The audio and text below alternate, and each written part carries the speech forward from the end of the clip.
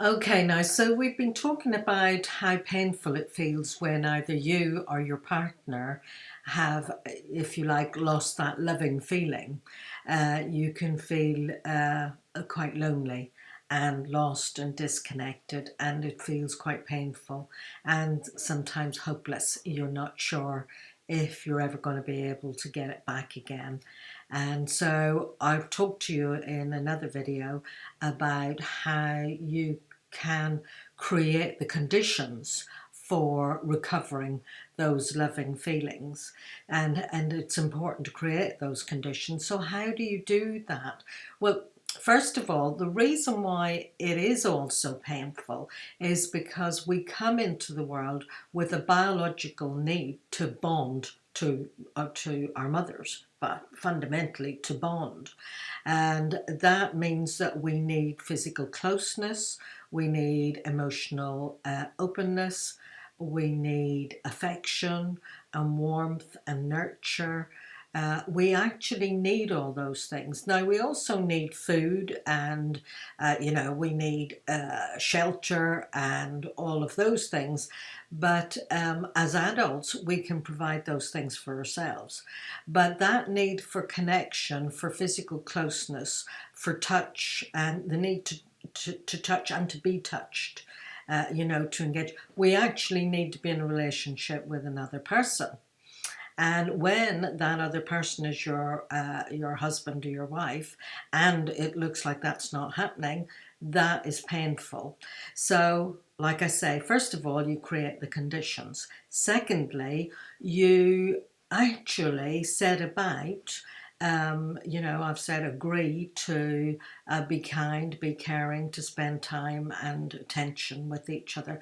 But you do actually need to um, commit to being tuned in with each other, being present to each other, to actually physically touching each other. That means holding hands, it means hugging, it means just stroking each other or touching your partner as you pass. It means making time.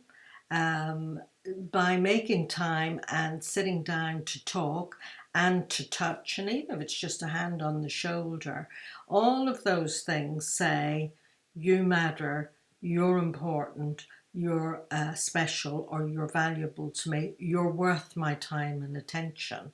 Now, that is a form of nurture, and if you keep that up, then both of you will begin to feel, um, at least feel a connection returning.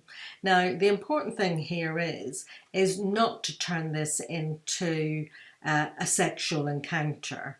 If you both feel like making it a sexual encounter, that's fine, but that's not what I'm talking about here. I'm talking really about building emotional intimacy and taking your relationship to a new level, getting it past this sticking point and bringing it on to a level where you actually are starting to develop emotional intimacy.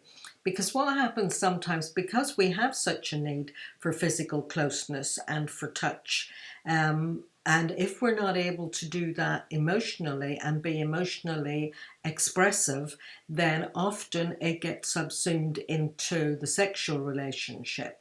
And of course, eventually the sexual relationship dies down because there isn't the emotional connection going on. So to get the spark back in your sexual relationship, you actually need to pull back a bit and establish a more emotionally expressive relationship. And you do that by spending time, giving attention, by touching, by tuning into each other. Now, also, part of what happens here when we do that, when we create those kind of conditions and we put that kind of connection into it is we all come into the world, as I say, with a biological need for bonding. But you know, I'm reminding myself of the childcare practices that certainly were around when I was born in the 40s, but in the 50s and the 60s and even in the 70s, the child rearing practices were about, you know, babies, if they're crying, just leave them to cry it out because it's not good for them to be picked up. You'll only spoil them. So babies and children were left to cry. Occasionally they'd be picked up, but don't pick them up too much. So, but also feeding regimes were every 4 hours on the clock. If a baby didn't have its whole feed and felt hungry after 2 hours, the rules of the game were, no, don't pick them up and feed them. They have to wait and, you know, you feed them and make it regular. So actually, babies back then, and I would have been one of them, and probably a lot of you who are watching this, you may have been one of them, or your parents may have been one and actually then carried those practices on with you. Actually, those babies were emotionally neglected. And those things affected their attachment. How things were at the beginning of life affect how we are in our relationships.